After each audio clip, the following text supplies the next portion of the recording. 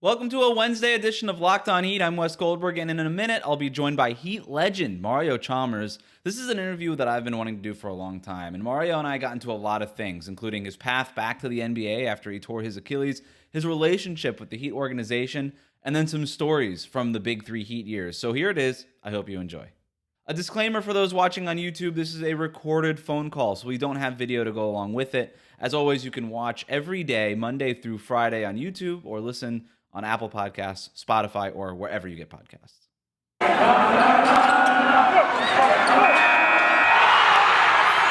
You are Locked On Heat, your daily Miami Heat podcast. Part of the Locked On Podcast Network, your team every day. You guys are in Phoenix right now.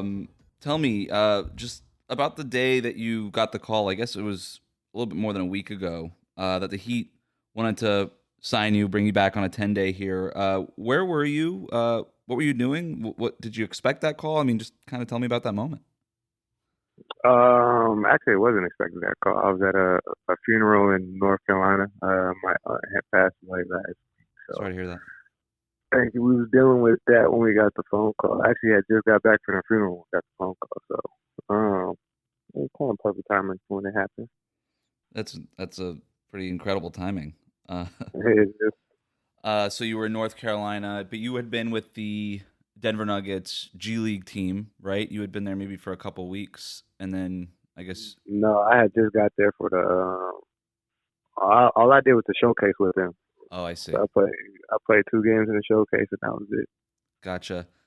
And then Eric Spoelstra said that you guys had been talking, a little bit before the season, that you been keeping in touch. Did you kind of like work out with the Heat a little bit here and there?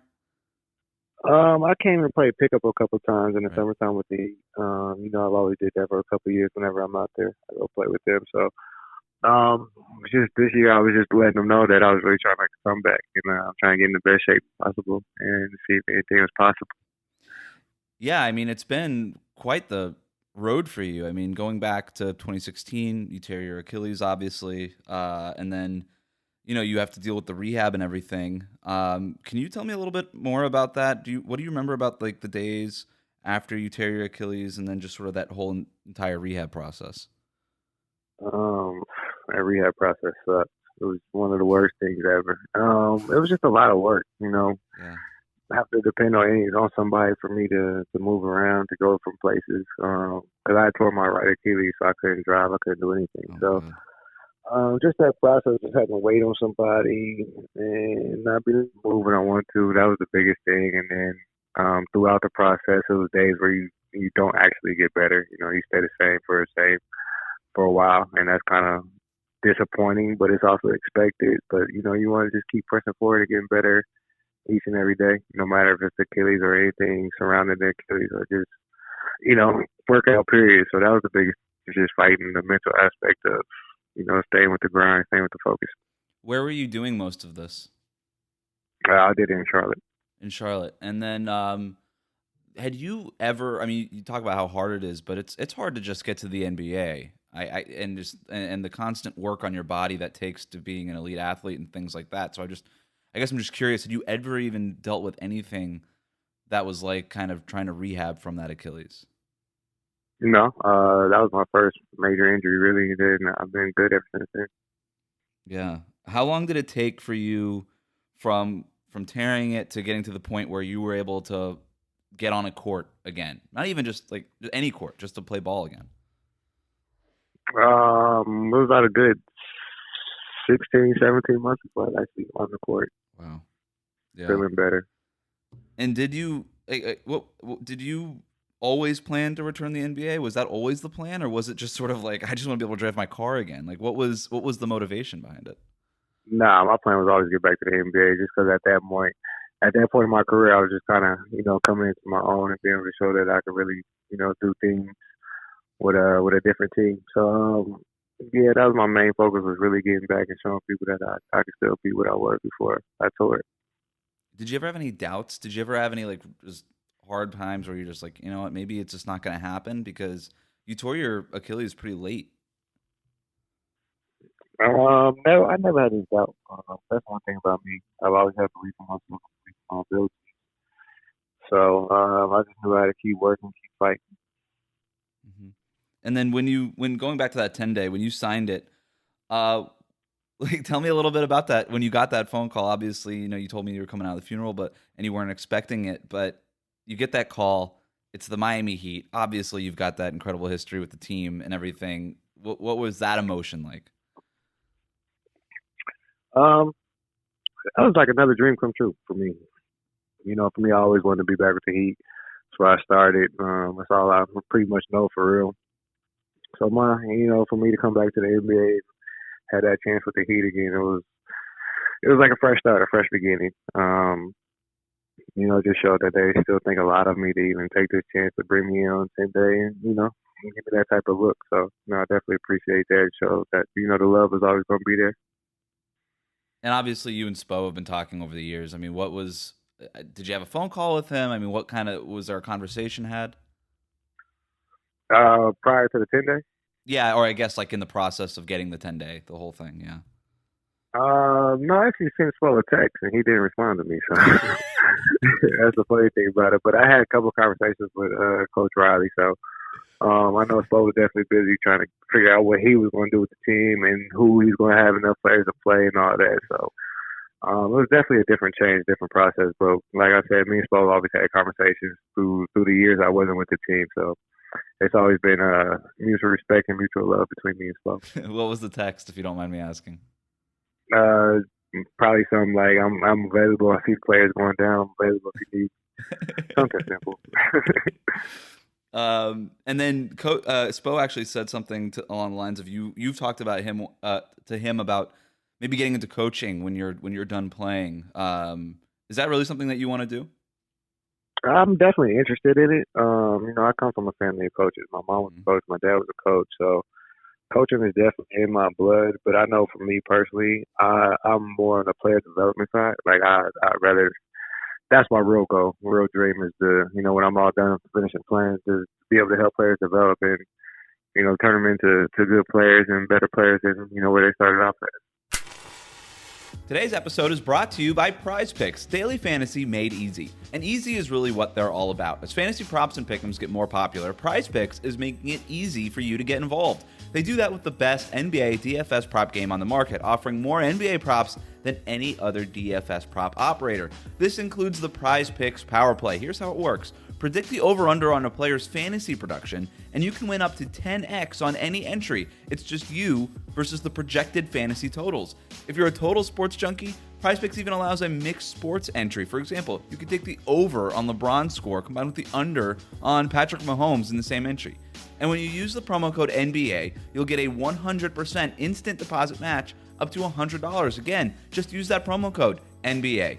Do it all using the award-winning app on the Apple App Store and Google Play. Entries could be made in 60 seconds or less. It's that easy. Plus, PrizePicks is safe and offers fast withdrawals. So don't hesitate. Check out prizepicks.com and use the promo code NBA, or go to your app store and download the app today. PrizePicks, daily fantasy made easy. Yeah, I mean, you think about, I guess I'm just sort of piecing it together here. You were a second-round pick. You had a really, really long career. And obviously you're coming from a coaching family. I guess it all sort of makes sense, and it's kind of putting all that together, I guess, between your background and your parents' background. Yeah, I mean that and just experience, period. Playing overseas, been in pretty much any basketball idea you can come up with. I've been through it, so it's just kind of like more of experience than what I'm saying. I'll be able to teach my experience and coach my experience. Did you see the response when they signed you? I mean, I guess it even started before that, when all these hardship 10-day COVID contracts were being handed out. There were Heat fans on social media everywhere being like, bring back Mario Chalmers, bring back Rio, all this stuff. I mean, you had to have seen that. Definitely seen it. Yeah, what did you think about that? How did that make you feel? It made me feel great. Being away from the Heat since 2015-16 season, and still getting a lot of love. Fans still remember me and root for me and still want me to back. I mean, that shows that, I left my mark on the Miami Heat culture, Miami Heat fans, and, I always left it on the line and did the most I could, the best I could. It's crazy. We're coming up 10 years from that first championship you guys won in 2012. When you think back to that time, to that group, what stands out about that team and those moments, that time in your career? Just the battles, all the fun that we had. Everybody sees what we did on the court, but nobody really knows the hard work that we put in off the court, the practices, what those practices was like, the competition level. It was just a lot of things that no one into behind the scenes that make you really appreciate what our outcome was. And speaking about behind the scenes, I mean, you guys were so heavily covered by the media. It felt like a lot of that stuff that was behind the scenes kind of ended up being reported or talked about. And obviously a lot of you guys from those teams have talked about those years. And I know, we're 10 years away. Do you have any stories that you could share from those years that maybe you weren't super comfortable sharing back then, but it's 10 years now, the statute of limitations is up on them? I don't know, asking for a good story. No, not really off the top of my head. I would really have to sit back and think about it. But what I meant by the like behind the scenes stuff, I was talking about like all the work that we put on the court. The practices where Bron and D Wade are going at it, or Ray Allen and D Wade are going at it. Like when the Hall of Famers really showed that why they're Hall of Famers. That's the stuff that I really appreciate, just to seeing that type of work and being a part of that work, and me being able to hold my own while those type of guys are putting in that work. So it just made us all better as a team, individual players, and everything. What don't people understand about that then? Because the way you're describing it, I think nationally people look at that group and the way that there was the celebration with just LeBron and Chris Bosh and Dwayne Wade signing and all that stuff, they might say like, okay, maybe these guys thought it was going to be easy. And then you're talking about these incredible practices behind the scenes. What do you think people don't really understand about that? I wouldn't say they don't understand. I just say they weren't able to see it. I mean, that's just the main thing. You know what I'm saying? You see we play 3-4 games a week. You guys see that, but y'all don't see the everyday stuff, like people coming in, battling through practices, and just people going at it. It was just the camaraderie within the team that made us better individuals, and made us better as a team. And when you look at how it all sort of ended in 2014, do you feel like you guys could have just kept it going, competing for titles? I definitely could. A couple things would have happened differently. I definitely think we could have made it a longer dynasty. Yeah. Any similarities between this team that you're on now and those teams from, again, almost 10 years ago, I guess now?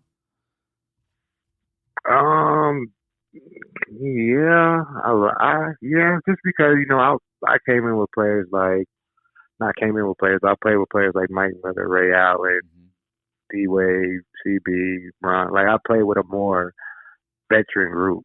You know what I'm saying? As a young guy, now it's the guys that I came in the league with. They're the vets now, and most of the other vets are out the league. So it's just a younger league. You know what I'm saying? It's a younger NBA, a younger generation that's holding it down and taking it over. And then, now that we're about halfway through this 10-day contract, did you have any idea what did they say your role would be with the team? Because obviously you haven't gotten a chance to actually get onto the court. I know that a lot of people have been waiting to see you on the court. Was that sort of something that was expected on your end? Yeah, it was definitely expected, but Spo does what he does, and I'm just happy to be here. I know my role within myself, my personal role is just, cheer the team on, keep being a veteran guy so I could be a veteran leader, and just keep telling people my experiences on the court and give them ways to get better on the court. Who has sort of gravitated toward you over the last few days? Definitely Tyler. That's the funny thing. I remember when I first signed, somebody said that me and Tyler, he would probably be the most confident backcourt ever in the history of the NBA. So that's just funny to hear that. But yeah, definitely been talking to Tyler a little bit here and there, just give him different pointers, and he's a good player already. So it's just nothing else to do, just be that listening ear if he has questions and stuff like that. So that's the thing. And then a couple of the 10-day guys, we've been around a lot of the 10-day guys, so they definitely asking questions about stuff back in the day and how it was back then compared to now. So, just definitely telling my story. What stands out to you about Tyler's game? just his confidence level. You know, that's the biggest thing. Even when I had that same confidence level with, you know, D Wade and Bron and CB, but I didn't get to take those type of shots. So it's a whole different ball game for him. So, you know, just try to keep him going. You know, that's my thing. Today's episode is brought to you by Built Bar. It's the new year, and that means New Year's resolutions. And if yours is about getting fit or eating right, make sure you include Built Bar in your plan. Built Bar is the protein bar that tastes like a candy bar, maybe even better than a candy bar. Built Bar makes it easier to stick to your resolution because it tastes so good, you'll actually want to eat it. Unlike other protein bars, like if you're chalky or waxy or if it tastes like a chemical spill, Built Bar actually tastes good. You want to eat healthy, but it just gets so boring. By like week 3, you might be thinking, this is just not worth it. Where's the chocolate? Built Bars are covered in 100% real chocolate. And get these macros: 130 calories, 4 grams of sugar, 4 net carbs, and they're packed with 17 grams of protein. Compare that to a candy bar. Usually has twice as many calories, 30 grams of sugar, dozens of net carbs. Built Bar is the way to go. And there's so many flavors to choose from: coconut almond, peanut butter brownie, raspberry, cookies and cream, salted caramel, mint brownie, and many more. In fact, Built is always coming out with new limited time flavors, so check out Built.com often to see what's new. So here's the offer. Go to Built.com, use the promo code LOCKED15, and you'll get 15% off your order. Again, use that promo code LOCKED15 for 15% off at Built.com. Today's episode of Locked On Heat is brought to you by BetOnline. BetOnline would like to wish you a happy new betting year as we continue our march to the playoffs and beyond. BetOnline remains the #1 spot for all of the best sports wagering action for 2022. New year and a new updated desktop and mobile website to sign up today and receive your 50% welcome bonus on your first deposit. Just use our promo code LOCKEDON to get started. From football, basketball, hockey, boxing, and UFC, right to your favorite Vegas casino games, don't wait to take advantage on all of the amazing offers available for 2022. BetOnline is the fastest and easiest way to bet on all of your favorite sports. It's BetOnline, where the game starts. Was there any familiar? Because people are like, "Oh yeah, like Mario, he knows like he knows the system. He knows." I can't imagine that Spo's playbook has stayed the same that long, right? I mean, you know the culture, you know the organization. I'm sure it was easier for you in that way. But like, was the actual playbook like how different was it? Really wasn't that different. Really? Just different names. That's the biggest thing. That's the thing I've kind of learned over the years of just watching basketball. The plays don't never change, really. It's just the name. You might have different variations or different options to come after it, but the basic play is still the same. So how do you think Eric Spoelstra has changed as a coach from, the first time? I mean, you were with him from the beginning, and then through, the dynasty years and then now this year. Like, how have you seen him evolve? The biggest thing I would say, he's more of a player's coach now. You know, he has that confidence in his players to, let them play and not trying to dictate everything. I know that was the biggest thing with us was we was just trying to let us dictate the game a little bit more, dictate what plays we was running and stuff like that. So he did a great job of that. He's also kept the Heat culture going, and that's the biggest thing. If you fit into that Heat culture, you can fit into pretty much anything. And, Spo's a great coach, and he's always been that guy. And then kind of just going back to your journey back to the Heat, when you were going through, whether it was Memphis and the Big 3 League or the G League and all this stuff, I mean, who were you kind of leaning on? What did you learn about yourself throughout that whole process? I'll say the person I probably talked the most to, trying to get back, would be D Wade or Michael Beasley. Those are two people that I really talked to, that really kept me going and kept me fighting for real. So definitely those two people. And then what did you learn about yourself during that whole process? The power of perseverance. Being able to go through anything and still try to find a way to come on top. That was the big thing I learned about myself, is that, I'm not a quitter. When the going gets tough, I got to get tougher. And I've always been that person to find a way to win in any situation I'm put in. So a little more about reassuring myself than learning anything new about myself. It kind of feels like, and you could tell me if I'm wrong here, but that confidence that has been such a part of who you are and how people know you as a player. That kind of goes hand in hand, right? Like you have that incredible amount of confidence that even when you tear that Achilles, that it's not going to stop you. Is that a fair thing to say? Definitely fair to say. Just because you can't quit. If you think you can't do it, then you're not gonna put your all into it trying to do it. So that's my biggest thing about confidence. Mhm. So again, I mean, just the nature of these temporary 10 days, it's going to end in a couple days, in a few days here. What's your hope when this 10-day is over, and what sort of comes next for you? Hopefully another contract. That's the main goal. Either from the Heat or a different NBA team. Definitely want to keep playing, keep being part of a team, and then after that, see what happens. Go from there. Just enjoying the moment right now. That's my biggest thing. Just trying to enjoy being here, being back in this moment. How much longer do you think you could realistically? You're 35 right now, right? hmm I mean, how much longer do you see yourself playing before you start talking about the player development and coaching and stuff like that? I'd say 2 years, 1 to 2 years, really. Okay. I think that's fair to say. Great. Well, that's everything I had for you, Mario. I really do appreciate you taking the time here. Thank you so much, and good luck tomorrow. All right, thank you, appreciate it.